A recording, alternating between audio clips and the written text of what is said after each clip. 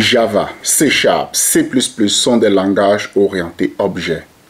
Mais attends un instant, qu'est-ce qu'un langage orienté objet? Quelle problématique résout-il? Avant l'adoption massive de ce paradigme de programmation, lequel était utilisé? Dans cette vidéo, nous allons tenter de répondre à toutes ces questions. Bonjour, pour ceux qui ignorent qui je suis, mon nom est Lapiemo et sur cette chaîne, je traite des sujets liés à la programmation informatique, au concept d'ingénierie logicielle et du freelancing. Let's go! Avant de commencer à traiter de la programmation orientée objet en elle-même, situons un tout petit peu le contexte du paradigme de programmation dominant avant l'émergence de l'orienté objet. Ce paradigme est la programmation procédurale. La programmation procédurale, c'est penser la résolution d'un problème en termes de procédure logique. C'est-à-dire qu'écrire un programme consiste à penser à toutes les méthodes, procédures mises ensemble de façon logique pour la résolution d'un problème. Dans ce paradigme,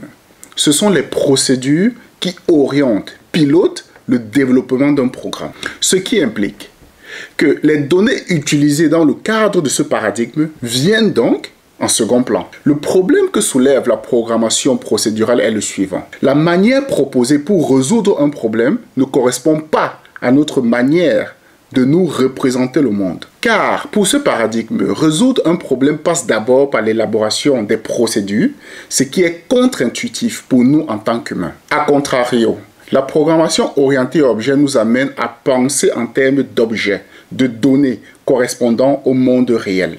C'est-à-dire que ce sont les objets qui orientent la rédaction d'un programme et non les procédures.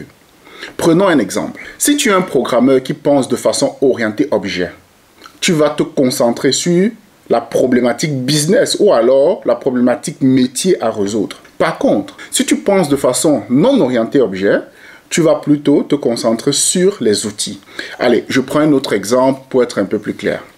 Si tu es un maçon qui pense de façon orientée objet, tu vas te concentrer sur la maison à bâtir. Par contre, si tu penses de façon non orientée objet, tu vas te concentrer sur, autant pour moi, les outils nécessaires pour la construction. Ces deux approches sont bien différentes. Allez, j'interromps la vidéo ici quelques secondes.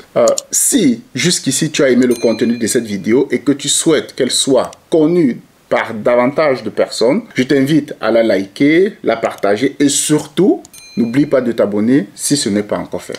Maintenant, définissons ce que c'est qu'un objet. Un objet, c'est tout ce que nous pouvons définir en termes de caractéristiques et de fonctions. Pour dire tout simplement, un objet peut être tout et n'importe quoi. Supposons que tu souhaites écrire un programme pour la gestion d'une école. Penser en termes d'orienté objet revient à définir tous les objets liés à cette problématique de gestion d'école et les interactions entre eux.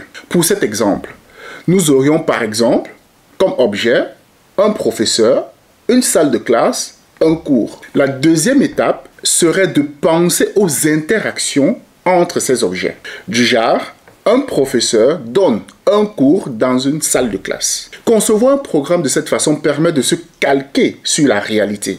Actuellement, allons aborder un des concepts importants en programmation orientée objet, qui est le concept de classe. Une classe, c'est un template, un modèle sur lequel on se base pour en créer des instances, qui sont en réalité des objets.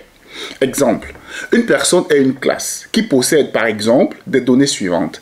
Un nom, un prénom, un lieu de naissance. Un objet personne sera donc une instance de la classe personne. Dans ce cadre-là, je serai une instance de la classe personne car j'ai un nom, Lapi, un prénom, Gérard, un lieu de naissance qui est Penja au Cameroun. Toi également qui regarde cette vidéo peut être considéré comme une instance de la classe personne. Nous arrivons au thème de cette vidéo. Si tu n'es pas encore abonné, je t'invite à le faire et laisse-moi également un grand pouce bleu. Au revoir et rendez-vous au prochain numéro. Bye bye.